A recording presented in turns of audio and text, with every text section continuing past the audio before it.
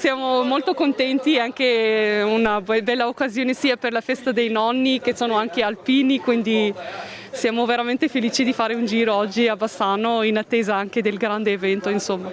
È sempre bella Bassano da vedere e da godere sicuramente. Ci verremo anche domani probabilmente, così vedremo i festeggiamenti e il da farsi che ci sarà a Bassano. Com'è rivedere gli alpini in città Bassano? Gli alpini sono stupendi su tutto, sono i primi su tutto, quindi contenta di vederli. Sempre bello, vedere gli alpini è sempre emozionante. Come mai? Perché rappresentano qualcosa di importante secondo me per l'Italia, quindi viva gli alpini.